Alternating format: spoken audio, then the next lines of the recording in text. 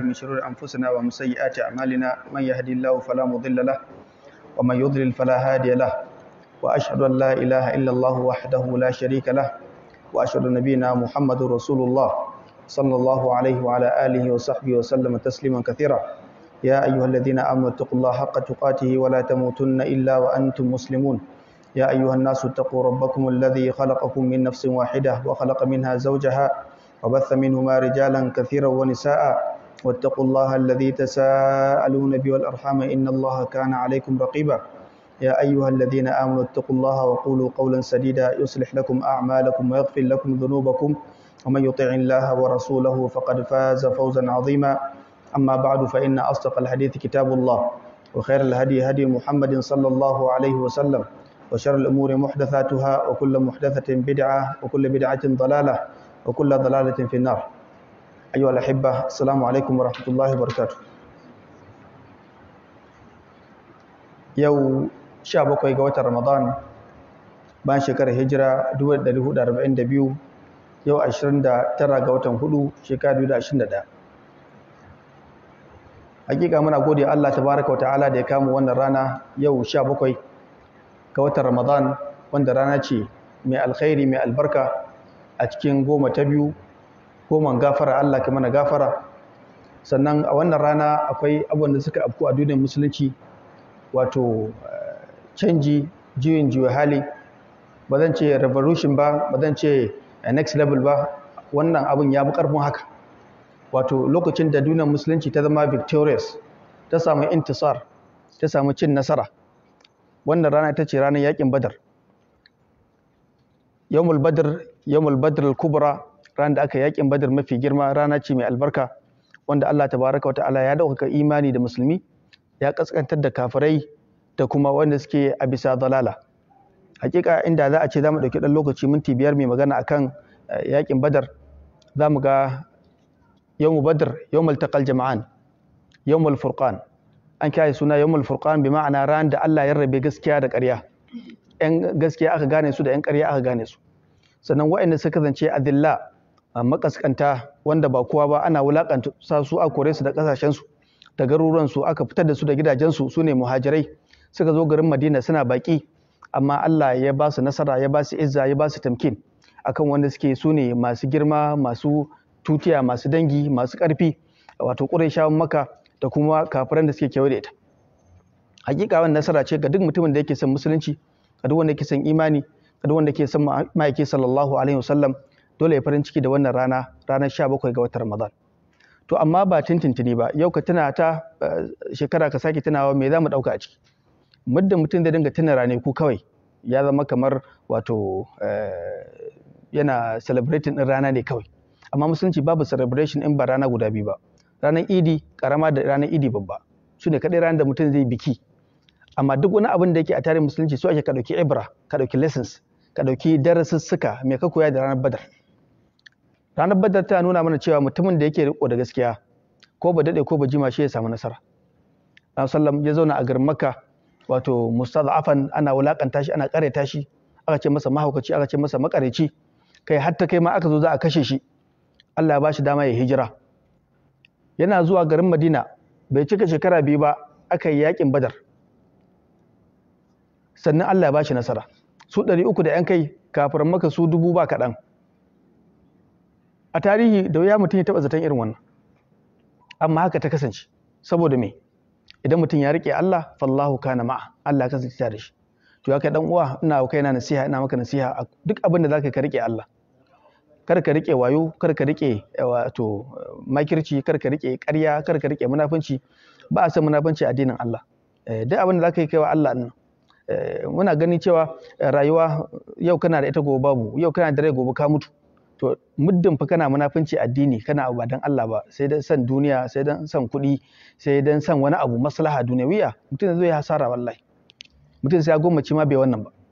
mutum ya kyautata niyyarsa ka so addinin Allah dan Allah ka yi hidima da addinin Allah dan Allah ba dan ka shahara ba ba dan a burge ka ba dan a dauke ka a kyamara ba dan a yayata wa'azinka ba dan a ganka ba na Allah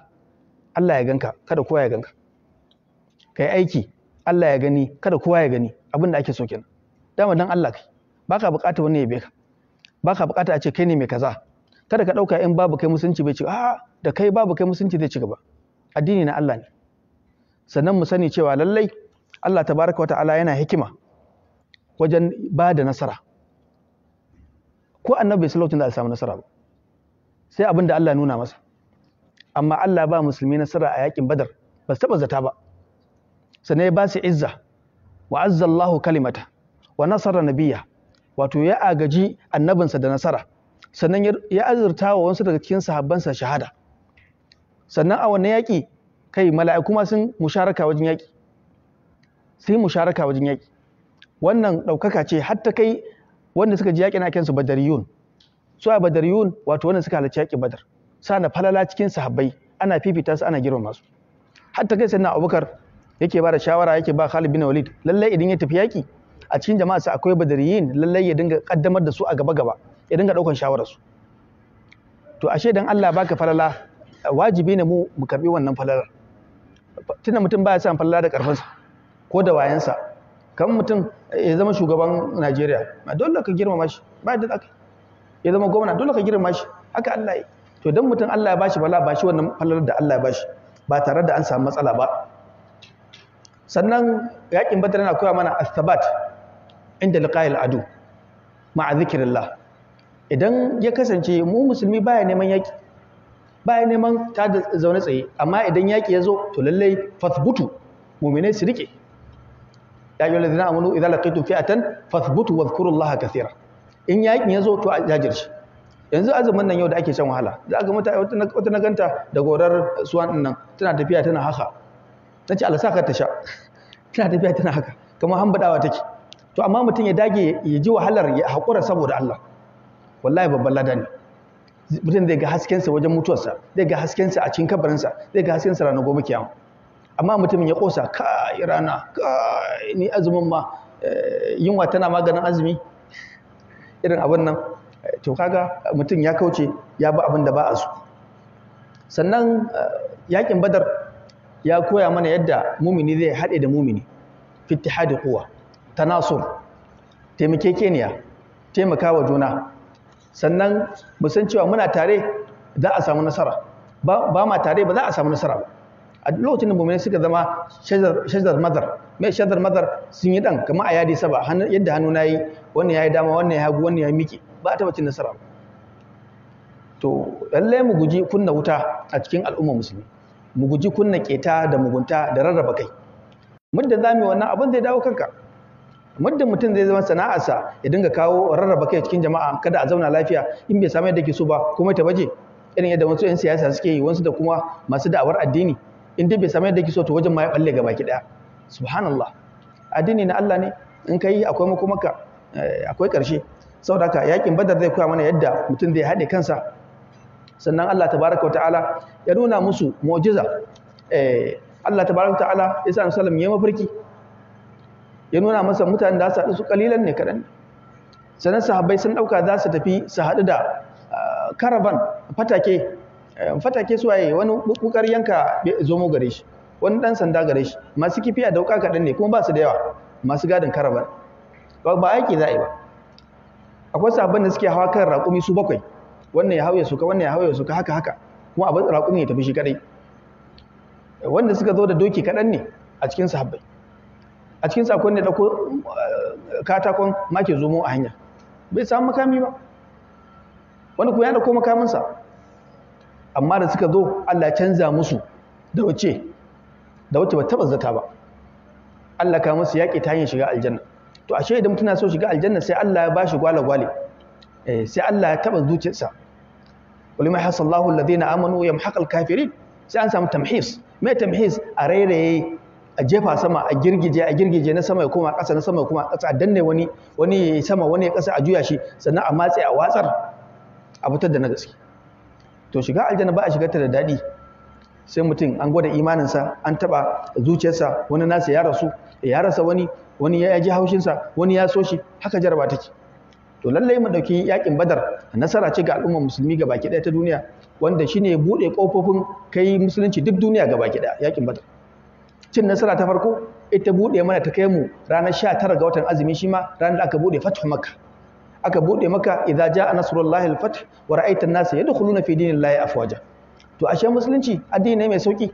bai taba zuwa ya ce da wane ga takobi shiga musulunci in baka maka shiga, babu shi. La ikraha fid din qad tabayyana ar-rushd min al-ghay. Ba wanda aka samu kace ya kai dan mushin ya kai mai bauta yahudawa, babu. Sai dai ka bijira mutum addinin sa, ka bayyana masa addinin Allah, ka bayyana masa gaskiya, ka bayyana masa tauhidi da falalan ma'aiki sallallahu da girman wannan addini. In ya masha aflihu wa sha afalakum, wanda ya ga dama ya imani, wanda ya ga dama kuma ya kafirce. Wannan shine musulunci. Amma a duk lokacin da aka hana wa musulunci ruwa gudu,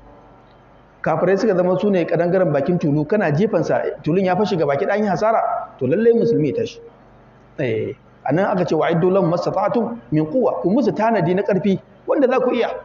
Wa min ribatul khair turhibuna bi aduwallahi wa aduwakum. Lallai mu'mini ya zama cewa a cikin shiri yake. Idan munafikai ko kafirai suka zama suna yakin ku ta ƙarƙashin ƙasa, to yaƙe su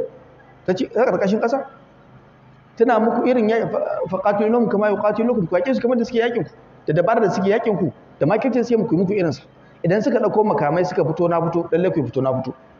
Amma idan ya kasance ba su yake ku ba, kada ku yake su. A zo lokacin da Allah ya ce wa qatilul mushrikeena kaffatan kama yuqatilun kaffa. In suka zo kaffatan, yi musu kaffatan. In suka zo da yaku, ai musu da yaku. So da Allah bai dan musulmi ya zauna mustad'afa, wulakantacce, mutun ya wulakanta kansa saboda addinin Allah. Addini na Allah ne, ba wani addini gamsashe sai addinin Allah, shine addinin musulunci. To saka bai halatta ba ka rayu kana wulakantacce, kana bauta Allah kana wulakantacce a duniya. Dan abinda za a baka a naira kwandala shikenan, kuma an je an ci an kasayar, tufafi ya lalace shikenan, mutum ya mutu ya basu. To me amfanin wannan? Amma addinin shi mutum da gani a kabarinsa, shi da gani a gobe kiyama in ya kare shi. To lallai idan za mu tuna ranaku na nusra na izza ta addinin musulunci, to lallai mu tuna darasin da za mu ɗauka. Ba kawai ranar biki ba, ranar munna, a'a, nasara, wace nasara musulmi suka samu, ta ƙaƙa suka samu nasara a ciki. Idan aka ɗauko yakin Uhudu, ya aka musulmi suka samu rashin nasara a ciki, me ya jawo? Mutum ya ɗauki darasi a ciki, kada a faɗa irin wannan. To wannan shine a takaice game da wannan rana ta 17 ga watan Ramadan. Yau insha Allah za mu ɗauki aya ɗaya, wal walidatu. Barakallahu fiik. أعوذ بالله من الشيطان الرجيم. والوالدات يرضعن أولادهن حولين كاملين لمن أراد أن يتم الرضاعة وعلى المولود له رزقهن وكسوتهن بالمعروف لا تكلف نفس إلا وسعها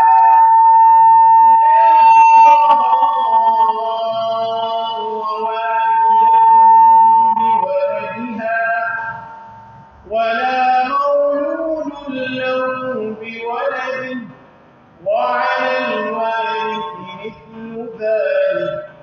فإن أرادا فصالا عن تراض منهما وتشاور فلا جناح عليهما وإن أردتم أن تسترضعوا أولادكم فلا جناح عليكم إذا سلمتم ما آتيتم بالمعروف واتقوا الله واعلموا أن الله بما تعملون بصير. بارك الله فيك. أعوذ بالله السميع العليم من الشيطان الرجيم من همزه ونفخه ونفثه. Faɗinsa tabaraka wa ta'ala wal walidatu yurdi'na auladahunna hawlayn kamilayn. Wawu malamai suka ce wawul atf, wawu ce ta goyon hukunci, wani suka ce wawu wato istinafiya, wato istinafiya ta sabon bayani. Wannan suka ce wawul atf an goye wannan hukunci ne game da ayoyin da suka zo kafin nan game da saki da hukunce-hukuncensa. Wasu malamai suka ce wal walidat anan ana nufin wato al'ummahat al-mutallaqat, wato iyayen da aka saka. Suka ce saboda Allah tabaraka wa ta'ala ya kawo hukunci game da wanda aka saka, to sai ya dace ya rufe bayanin hukuncin saki da wannan aya. Wasu malamai suka ce wal walidat ya hada duk wanda sunan walida ya shiga cikinta, wato bi ma'ana walida mahaifiya, uwa mai ɗa wacce ta haihu take shayarwa. To hukuncin matar da take wato tana da ɗa tana shayarwa sannan kuma an sake ta, za mu ji hukunci game da ita. Yurdi'na auladahum, wato matekun da suke suna da ƴaƴa kuma suna shayar da ƴaƴayensu. Wannan shine asali, uwa ta shayar da ɗanta. A duk lokacin da aka samu uwa bata shayar da ɗanta ba, ana samun kawarith, ana samun wato matsaloli da musibu kala-kala. Zaka ga duk ɗan da bai sha nonon mahaifiyarsa ba baya samun tarbiyyarta sosai, baya samun wato tsarinta da dabarunta da kuma hikimarta. Wasu malamai suka ce daga cikin abin da ya sa Allah tabaraka wa ta'ala ya hukunta annabi Musa alaihi salam bai sha nonon babarsa kai tsaye ba, har sai da aka kewaya da shi cikin gidan Fir'auna sannan sake dawo wajen babarsa, don a nuna mana muhimmancin shan nonon mahaifiya. Inda ba don haka ba da sai a bar shi sha nonon kowace mata da aka samu a gidan Fir'auna. Amma Allah ya hana shi shan nonon kowace mata saboda zai iya gadon wasu abubuwa. Fa innal irqa dassas, ana gado a cikin jini. Nono haɗe yake da jinin mahaifiyarsa, zai sha wannan abin a cikin jini, to lallai bai kamata annabin Allah ya sha daga cikin uwar da ba a so ba. Kuma kada a manta duk silsila ta annabawa babu ɗan zina a ciki. Duk wani annabi babansa, kakansa, abin da ya sama zuwa annabi Nuhu zuwa ga annabi Adam duk daga aure akai. Amma shauran jama'u sai zama cewa ba haka ba. Wato Allah tabaraka ta'ala ya zaɓi annabi daga cikin al'umma khiyarun min khiyar, zaɓaɓɓu daga cikin zaɓaɓɓu su ne annabawan Allah. To Allah ka samu dace. Saboda haka wannan aya tana ba da doka, a yaushe ne mahaifiya za ta shayar da 'ya'yanta, shekara nawa? Shekara 1, shekara 2, shekara 3, sai aka ce haulaini kamilaini. Haulaini bi ma'ana sanataini, shekara 2. Kamilaini malamai suka ce ta'kid, cikakku, tamaman bi tamam. Lalle a cika shekara 2 nan. Amma gawa yace liman arada an yutimma rida'a, ga iyaye guda biyu, baban da matar, wanda suke so a tabbatar da lallai an sha da nonon nan ko an sha nonon nan ga yaron nan, an shayar da shi shayarwa cikakkiya, an cika wannan shekaru guda biyu. Wa alal mauludi lahu rizquhunna wa kiswatuhunna bil ma'ruf. Al maulud anan aka ce shine baban yaron. To lallai Allah ya dora baban yaro wanda ya saki babarsa, mutum ne da matarsa, ta haihu sai ya sake ta, ko kuma bata haihu ba da cikin sai ya sake ta, sai aka haihu, to lallai baban ɗan nan shi zai dinga ciyar da wannan yaro. Lahu rizquhunna, zai dinga ciyar da su, tunda matar in bata ci ba ba ta sha da ba ta bada nono ba. Kaga dole kai ka sake ta, kaga hukuma ce gare ka, sai ka bata tuwo, sai ka bata abinci mai daɗi, sai ka bata kayan daɗi ta ci ta sha, a samu madara, ɗanka ya sha ya samu lafiya. Sannan wa kiswatuhunna bil ma'ruf, da tufafi bil ma'ruf. Nan an ce bil ma'ruf ne daidai gwargwado, yadda zaka iya, daidai aljihunka. Bi ma'ana yadda ka saba yi musu a gida haka za ka yi. Bai halatta bacin ka sake ta da kana bata 100 a gida, sai da kawo ta gida kuma ka sake ta ka bata 10,000, a bai yiwuwa. Ka bata yadda ka saba, musamman tun daga yaro nan ya zo. La tukallafu nafsun illa wus'aha, lallai kada wani rai ya dora kansa sai abin da zai iya, wato bi qadri mastata, gwargwadon yadda zai iya. La tudarra walidatun bi waladiha, lallai kada a cuci uwa da ɗanta. Bi ma'ana kada uban ya ce shi ba zai bada wannan kuɗin yadda yake so ba, ko kuma idan aka ce za a yi shekara 2 ana cara ce a'a sun yawa, shi shekara 1 yake so. Kada a cuci mahaifiya da ɗanta wajen shayarwa. Wala mauludun lahu bi waladi, kada shi ma mai gidan, mahaifin da yake kawo kuɗi yake kawo tufafi, a cuce shi, a ce shekara 2 a'a sai ka ƙara, ko a masa lissafi bai, a shi an kai shekara 2 a ƙara masa sati 5 ko watanni 2. Kasan mata suna da irin wannan. Akwai matekun da suke ƙarar ciki, alga misali, daga ta ga mai gida ya zo, sai ta fara gatsane tana tofar da yawo, wai akwai ciki. Mai gida ya rude, mata ta dauke ciki, ya danga manna jiya so mata hanta, ga shi hanta, farfesu, kwai. A'a, ana sai ga ba ta canzawa. Duk makircin mata suna yi. To bai halitta mace ta yi amfani da wannan damar ta cuci mijinta ba. Kada a cuci juna, kada miji cuci matarsa, kada mata ta cuci mijinta. Wannan adalci musulunci kenan. Wa alal warith mithlu zalik. Haka kuma wanda su gada su ma kada su yi haka. Kamar ya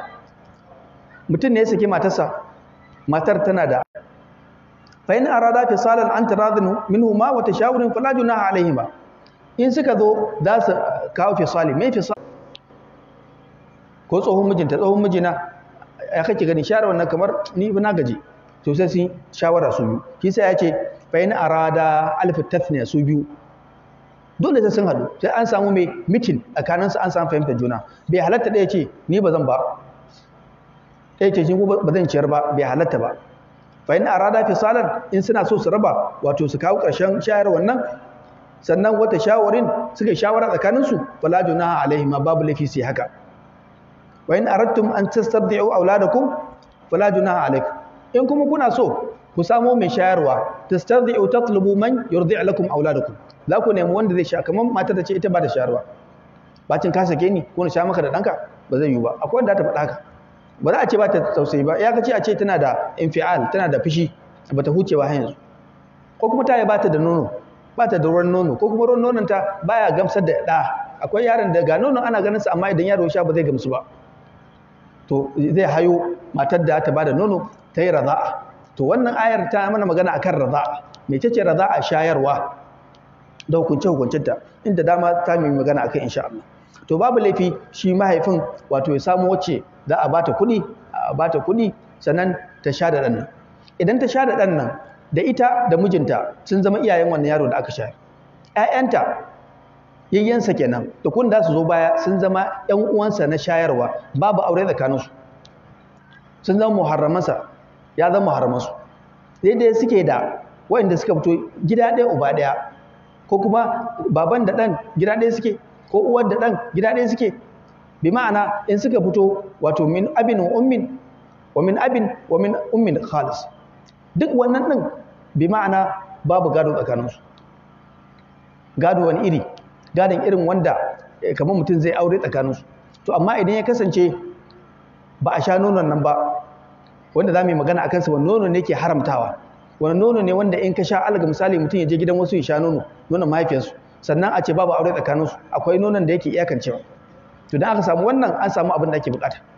asali muke cewa yahrum min arda'ati kama yahrum min an-nasab wato yadda idan mutum ya sha nono yake haramta masa gado wato zama cewa akwai auratayeniya tsakaninsu to lallai nasab ma dangi ma haka shi ma yake ko kuma kamar yadda dangi yake haramtawa mutum wato zama akwai auratayya tsakaninsu to haka nono idan an sha yake haramta masa irin wannan al'amari saboda haka idan muka duba wannan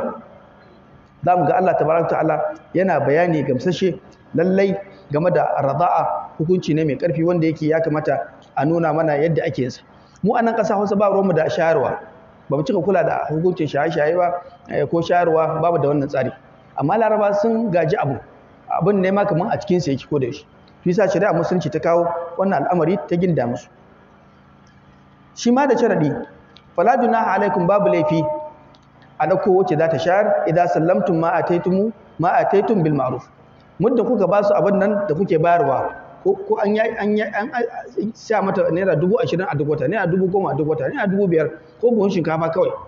ko buhun hatsi shikenan abin da zai bayarwa to lalle bil ma'ruf da kyautayi to lalle babu laifi wattaqullah aji tsoron Allah saboda irin wannan akwai murriya akwai danniya akwai munafunci akwai keta akwai abin da za a yi abin ne ba a sani ba akwai abin da zuciya ta ɓoye ba wanda sani sai Allah to a ji tsoron Allah a ji tsoron Allah hakkin matan nan da aka saka a ji tsoron Allah hakkin mijin nan da yake ka kuɗi bacin ya yi saki an ji haushinsa ya yi saki bai kyauta ba sannan a ji tsoron Allah akan ɗan nan da yake ɗan jariri yana shan nono a taimakawa rayuwarsa shi ma ya zama mutum wa alamu ku sani anna Allah bima ta'maluna basir Allah fa mai gani ne fa duk abin da ake yi to tunda Allah yana ganin duk abin da ake to mutum ya kuka da kansa to wannan aya za mu ɗauka a yau Allah ba mu ikon karanta ta da fahimtar ta fadinsa tabaraka wa ta'ala wal walidatu yurdi'na auladahunna hawlayn kamilayn liman arada an yutimma rida'a wato malamai suka ce ba wajibi bane mace bace aka saka mai shayarwa a mata dole sai kin sha da danki babun dole babun dole ba za a mata dole ba amma idan ta ga dama ta ce za ta yi shikenan ta yi kuma a biya ta kaga wannan sana'a ce kuma fa'ida ce benefit ne so daga reta ɗanta ne take shayarwa kuma a biya ta amma yanzu ka ga ana saki da ɗa mai gida baya kula da wannan miji kawai suke matar da ya tabe basu ya batta da ɗa ta shayar baya bata komai lallai dole duk wata yanka mata komai yasa zaka ji a kotu wani sa'in ana kaiwa ƙara waje an kai karar miji cewa ga da ana shayarwa kuma ba ya bada abinci, to dole ya bayar, dole ya bada wannan abincin har sai an gama shayarwa. mecece rada'a? lafazin rada'a min rada'a rada'atan yuqalu rada'at ummuhu ko rada'at al-ummu walidatan, wato uwa ta shayar da da ta bashi nono. rada'a rada'an wa rada'an wa rada'atan shine wato mutum ya tsotsi nono ko ya sha nono sannan kuma ya koshi, shine rada'a. idan mutum ya sha nono bai koshi ba a samu rada'a ba.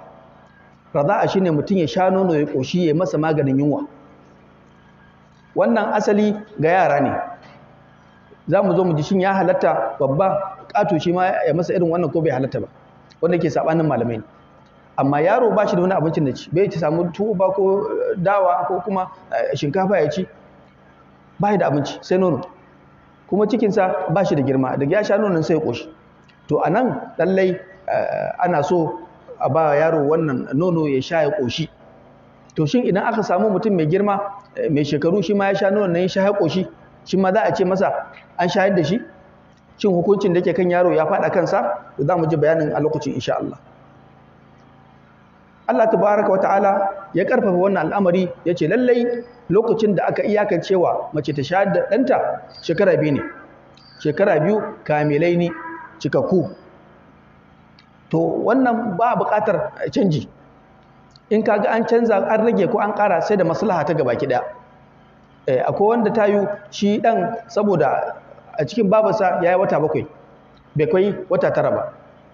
to sai a ƙara masa. wanda kuma tayu ya samu matsala, wato nonon bai bashi abincin da ake so ba da lafiyar da ake so, za a yi ƙara masa. haka wasu malamai suka ce. amma malamai suka ce me sai aka ce haulaini kamilain lil aghlabiyya, to da mafi yawan mutane idan aka share su shekara 2 to lallai sun wadatu ga barin abin da ba su da shi. me sai Allah tabaraka ta'ala ya ce haulaini kamilain, ya sake tabbatarwa kamilain cikakku.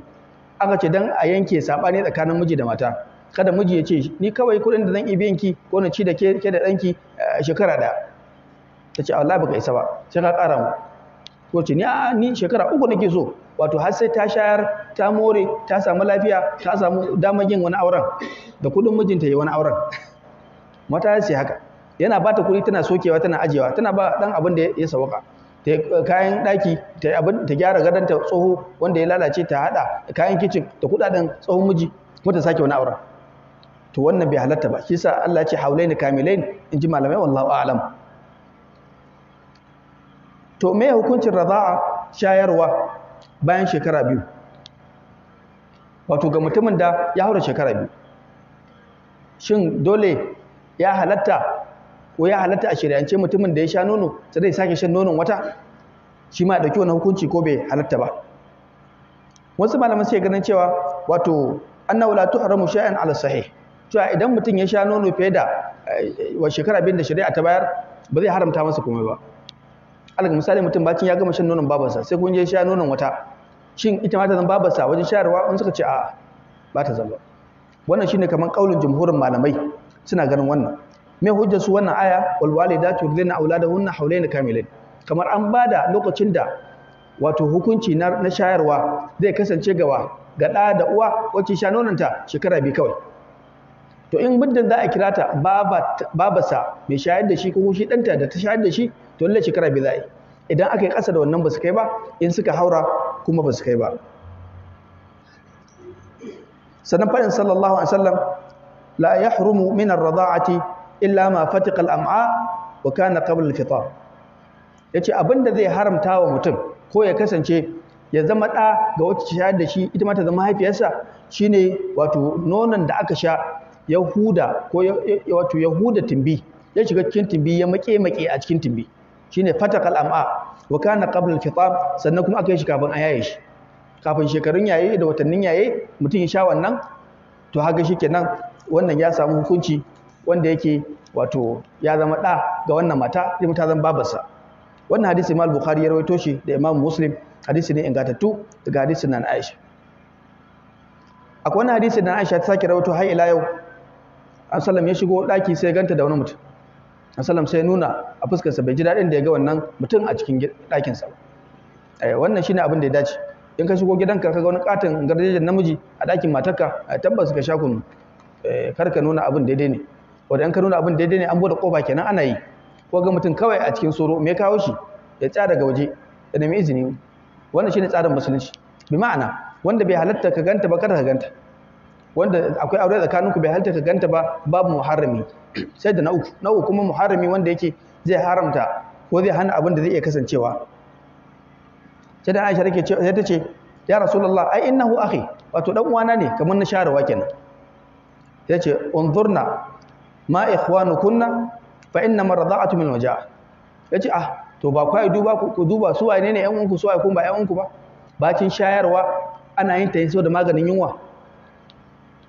In dai mutum ya sha abin shayarwa to ya sha nono ba don maganin yunwa ba, to wannan shayarwar da aka yi masa na nonon nan ba zai sa wannan mata ta zama haifiyarsa shi mai da waɗanta. Sai dai mutum ya sha nono don maganin yunwa. Innamar rada'atu min al-maja'a. Yaro yadda na faɗa ɗazu ba shi da abincin da zai ci. Tabbas akwai wanda zai ce zai ba shi saralak, zai ba shi menene ga sunan kala-kala, su gero, su kamu. Yaro a dinga ba shi kamu kaga ya bulbul ƙato da shi. Akwai abinci kala-kala wato a maimakon wannan nonon. Amma nonon mace na hakika babu nono mai albarka irinsa. A ciki akwai ruwa, akwai protein, akwai vitamins kala-kala wanda za su ƙara masa lafiya, wanda bai taɓa samun sa ko ina ba sai a cikin mahaifiyarsa. Banda kuma koya masa soyayyar mahaifiya. Za ka ga yaro yana shan nono yana kallon babarsa, yana jin daɗi, yana samun soyayyar babarsa, tana tausaya masa, tana koya masa tausayi, shi kuma yana ƙara soyayya. Wanda rayuwa babu soyayya ba rayuwa ba ce. Inda za mu rayu a duniya ba idan nace soyayya ba ana ba soyayya namiji da mace ba, a'a, son juna da taimakawa juna. Kada ka ɗauka babu wata soyayya tsakanin namiji da namiji sai kawai soyayyar mace, a'a. Akwai soyayya tsakanin namiji da mace, innamal mu'minuna ikhwa, alhubbu fillah, ka so mutum dan Allah. Akwai soyayya, amma ba soyayya in ta mace ba. Babu soyayya ta mace sai ta aure. Matar da zaka aura kai mata wannan soyayyar daban. To amma ya halatta ka so mumini, ka so musulmi dan uwanka, wannan wajibi ne. In ya nuna maka soyayya an tubadilahu alhub, shi ma ka nuna masa irin wannan so din. To kai dan aka wannan an samu abin da ake so. An kawo riwaya daga Abi Musa al-Ash'ari yake cewa innamar rada'u ma anbata al-lahm wad-dam. Cewa shayarwar nonon da take hana auratayya tsakani, take mai da mahaifiyar wacce ta shayar da shi da zama mahaifiyarsa, shi kuma ya zama ɗanta, ƴan gidansa zama ƴan uwansa, shine duk shayarwar da aka yi ta fito da nama, ta fito da tsoka, ta fito da jini. Aka sha nono, tsoka ta fito, wato mutum ya samu lafiya kenan. Za ga yaro idan an haife shi satin farko, za ga shi a ɗan kyamushi, a ɗan rame, ya ɗan rame, ɗan ƙashi haka da shi, gashi nan dai. To bayan sati ɗaya biyu sai ga ya kumbura, ya cika, wato alamar nono ya fara aiki kenan. To duk mutumin da ya je ya samu wata mata a bisa yaddarta ta shayar da shi wannan nonon nan ya ƙara masa jini da tsoka, to ta zama mahaifiyarsa fi rada'a, sannan shi kuma ya zama ɗanta, ba zai aure ta ba, ba ta aure shi ba, ba zai aure ‘ya'yanta ba. Imam Malik ya rawaito a cikin Muwatta a shafi na 606 daga Sayyidina Umar, da isnad zuwa Sayyidina Umar, Allah ya ƙayyada a gare shi, yake cewa auji'aha, ko ka wahalar da ita ko ka make ta, wa tijaratak ko jariyatak, ka tafi wajen baiwarka jariyarka, fa innamar rada'atu as-saghir, ai shayarwa ita ce shayarwa na yaro, wato yaro shi ake wa shayarwar da aka sani. Wannan kissa ta abku ne, wani mutum ne ya zo wajen Sayyidina Umar ke gaya masa ga matarsa, yace ya kasance yana da wata yarinya. Yarinyar nan wato kamar ba ya ce a wajensa ba, amma kamar baiwa take a wajensa. Sai kasance yana kwantawa da ita. Ya halatta in ka sai baiwa ka kwanta da ita, ka biya bukatarka da ita. A'a, rana tsaka ba sai matarsa, yarinya ce, bata fi shekara irin 15, 13 ko ƙasa da haka ko 14 ko 15, yarinya ce. Sai kawai matarsa, ka san mata da hikima mara amfani. Nan ba zan ce hikima bace, nan zan ce mugunta ce. To amma dai ba za a ce sun yi mugunta ba, amma dai inda kai da kunna azim, kaidin mata. To ta yi kishi ne, ba ta so mijin yake zakewa wannan yarinyar, yana biyan bukatarsa da ita, sai kawai ta yarinyar ta sha da ita nono. Mutum ya zo zai shiga ɗakinta, sai wargin ta ce dunaka kulka shiga ɗakin nan fa inni wallahi qad arda'tuha ani wallahi na shayar da ita nono saboda ta zama mai yarsa kaga ta haramta masa ita kenan mai gidan na ransa ya ɓaci ta wani sai na umar ke ga masu kaji ga abin da uwar gida ta yi iya ne da nake zuwa wajenta wato a gidansa take yake biyan bukatarsa da ita ga abin da ta yi masa sai sama ke cewa auji aha kai mata abin da za ta ji ba daɗi ita ma ka ce tafi wajen baiwaka ai abin da yake zama wato ya haramta mutum raza'a shine wato shayarwar da aka yi mutum yana yaro ba ya girma ba to wannan shine ra'ayin jumhurin malamai fiyawa ra'ayin jumhurin sahabbai mafi yawa ra'ayin aimatul arba mafi yawa da malamai da dama na fiqh cewa lallai wato yaro kadai ake shayarwa babarsa bata nan ko ba ta shayar da shi nono ba ko ta shayar da shi to shine fa ake samun ma yahrum min radha'ati kama yahrum min nasab amma idan mutum babba ne ya girma ya riga an shayar da shi ya girma sannan kuma a je a shayar da shi nonon wata ko da suna gani ko da jini ya fito ko da tsoka ta girmama ya samu lafiya da wannan nonon da ya sha ya koshi to ba za a samu wannan hukuncin ba to su waye suke ganin cewa ya halatta mutum duk girman sa ya je a shayar da shi wajen wata in aka shayar da shi yayi wannan sha din ya koshi to lallai ta zan babu sai ya zama danta shine ra'ayin na Aisha radiyallahu ta'ala anha ita ta wato mana hadisin nan da yake magana akan wato da akwai ashir rada'at yuharim da shayarwa guda 10 za a yi sai mutum ya sha sau 10 ya sha ya huta ya ci gaba ya sha ya huta ya sha har sai ya koshi ɗaya kenan ya sake sha ya sha har sai ya koshi bi kenan har sai ya sau 10 in mutum ya sau 10 to wannan mata ta zan babas sau da tabbas mutum ya sha ya koshi abin zai bi jini zai bi tsoka badanta sau 10 shikenan zai dauki wani abu na jininta zai dauki akhlaq ɗinta da dabarunta da hikimominta duk zai dauka sai kuma tace wa nusikhna bi 5 rada'at sai aka zo da hukunci aka goge wannan 10 din ta kuma 5 shi yasa a yanzu inda yaro zai sha nonon wata mata daban sha na koshi har sau 5 shikenan ta zan babarsa a cikin rada'a to na Aisha ta ji ganin wannan ra'ayi cewa lallai ya halatta babu laifi idan babban mutum ne aka shayar da shi shekara daga 7 zuwa sama kowane ne shi za su zamba basa ta kafa hujja da hadisin Sahla binti Suhail wata zo jama'a kisan sallam take bashi labari tace ya Rasulullah sallam inni ara fi waji abi Hudhaifata min dukhuli Salim kaza wa kaza tace ni ina ganin cewa lalle muddin mijina ya shigo ya tada wannan bawan Allah wato Salim katin yaro ne ya balaga yake shiwa gidansa in ya shigo ganta sai zai ganta da kayan gida sai ji baya jin daɗi in ya dawo sai ganta da wannan yaron yana gida ko suna hira da matarsa da kayan gida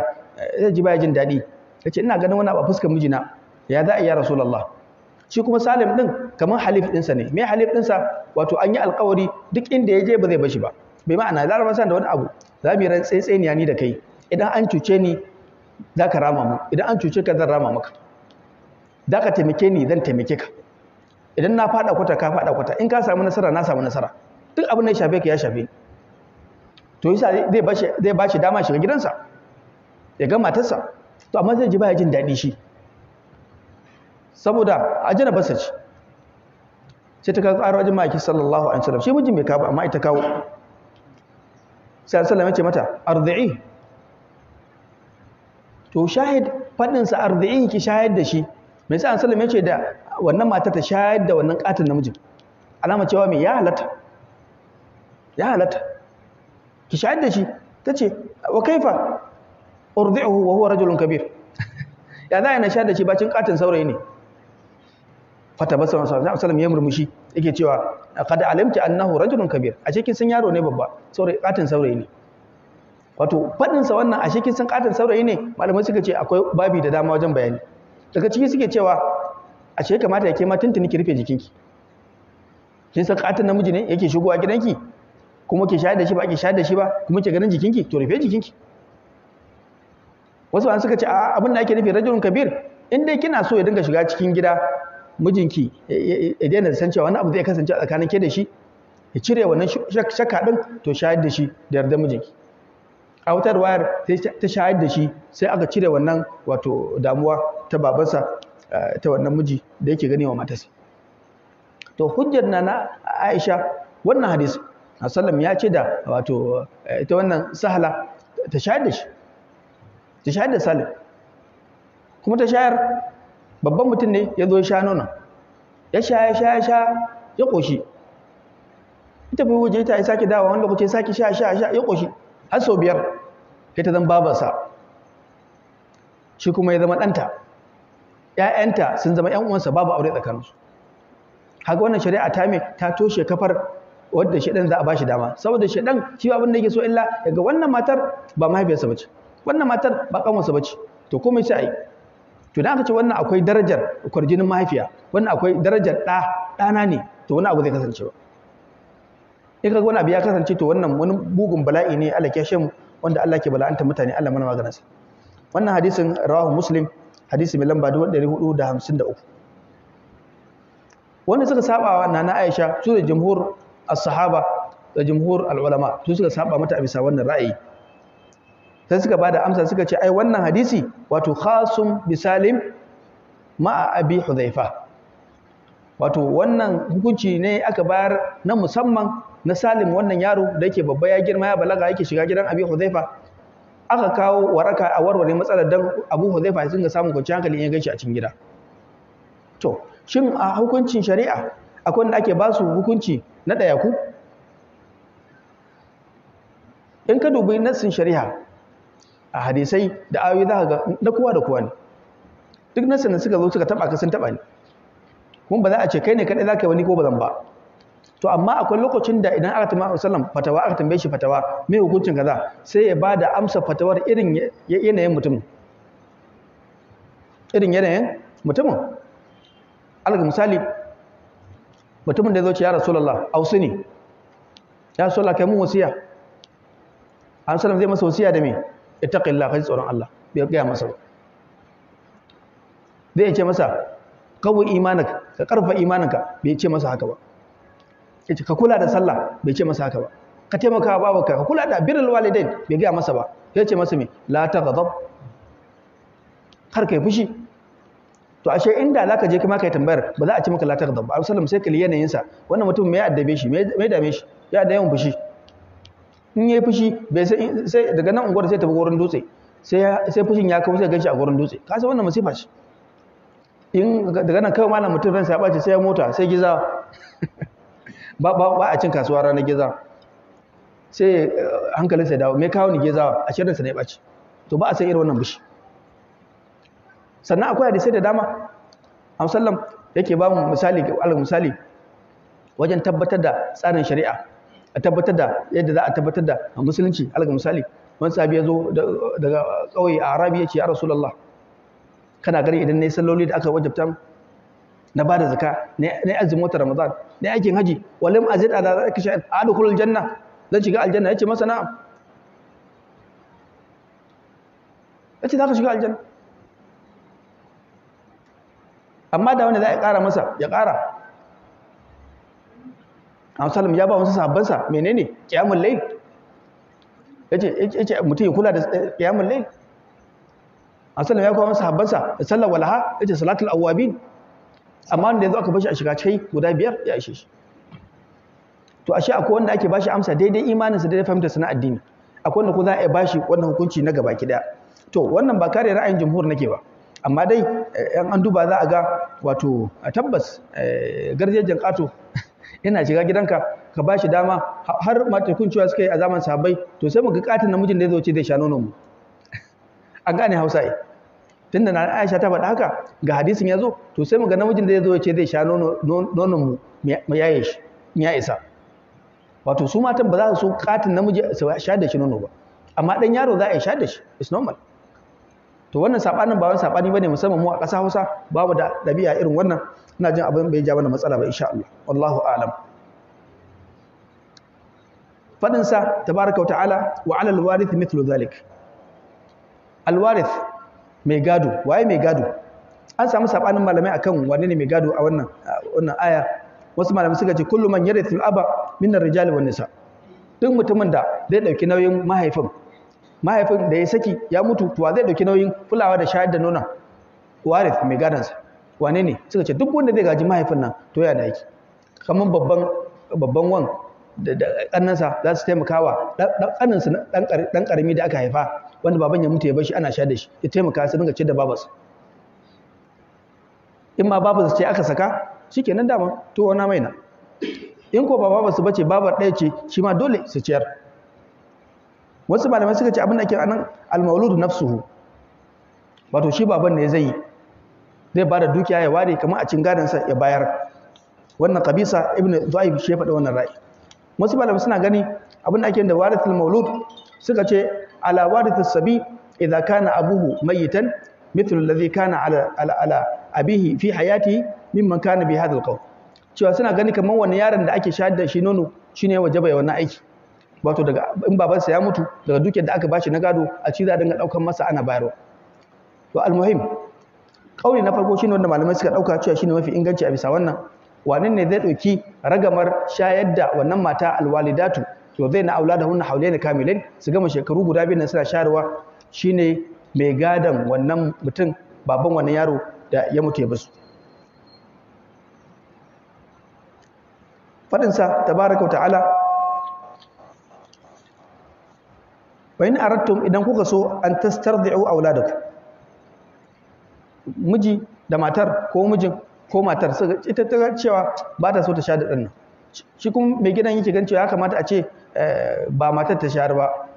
wata ta shayar da ba ko kuma akwai matsala ta hakika a jikin ita uwar gidan to za ku nemi wanda zai shayar da ku imam ibnu kathir yake faɗa ai idan tafat alwalidatu wal walid ko idan tafaqat alwalidatu wal walid idan mahaifi da mahaifiya suka haɗu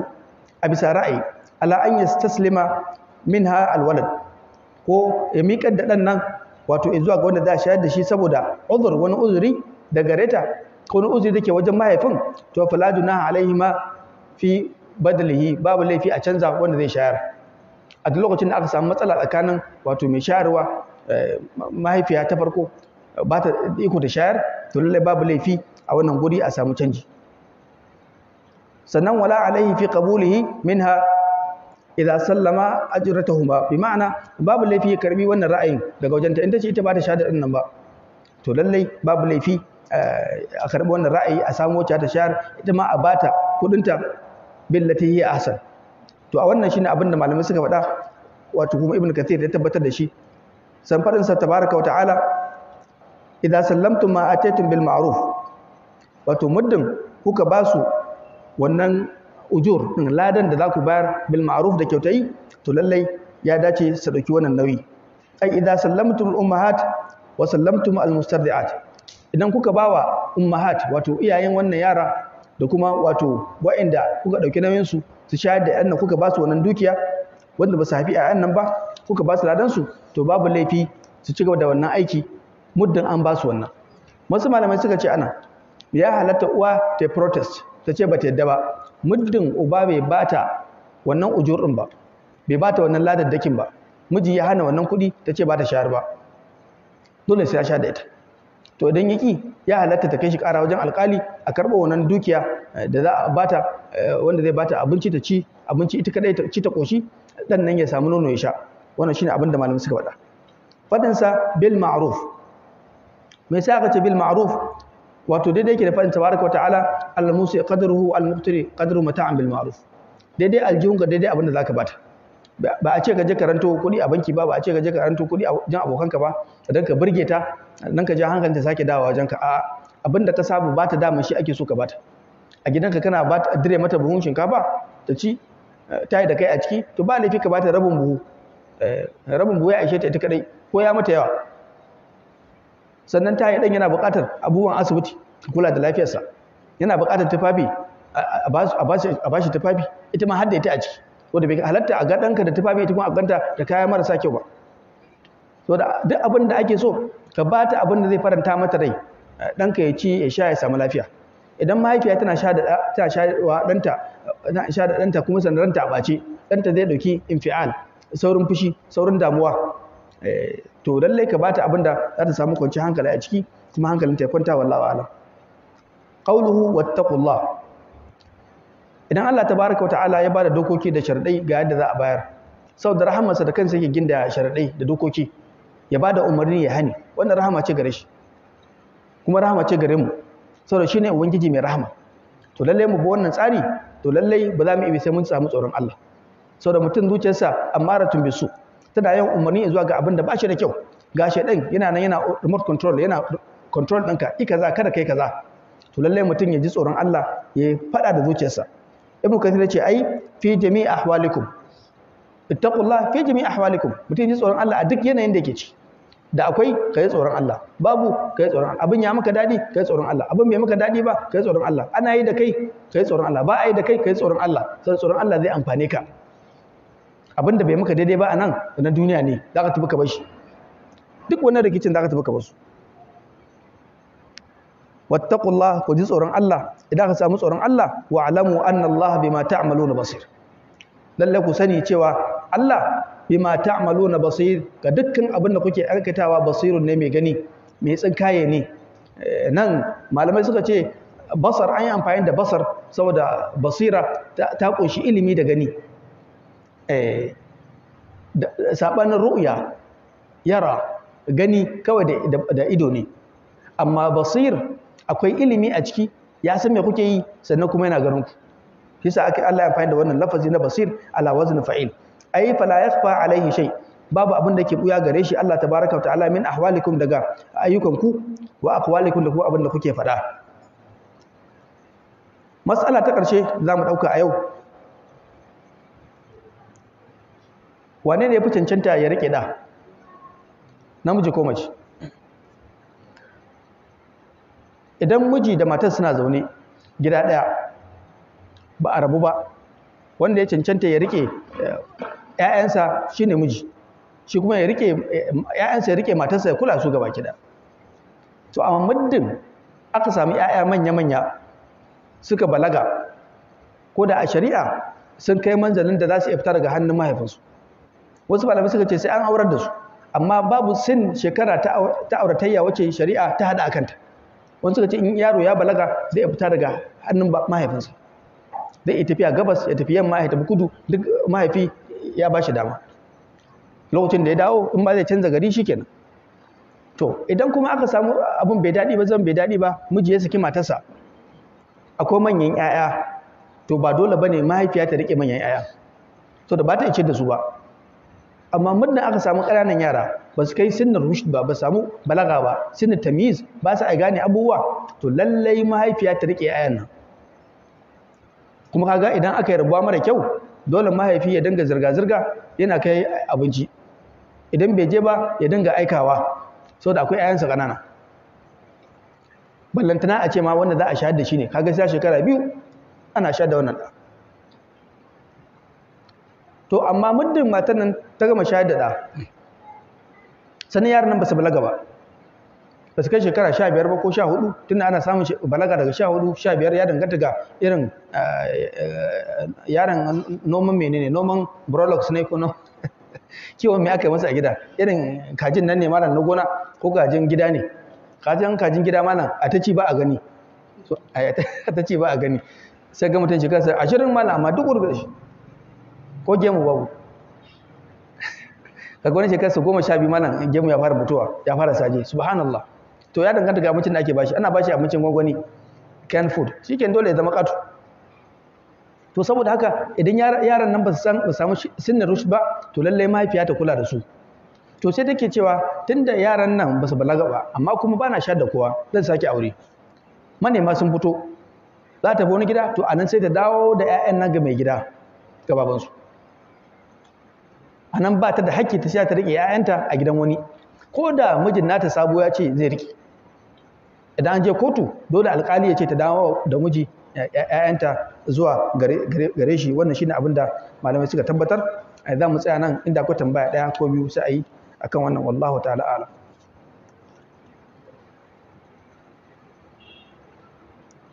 هذا وصلى الله على سيدنا محمد وعلى اله وصحبه وسلم والسلام عليكم ورحمه الله وبركاته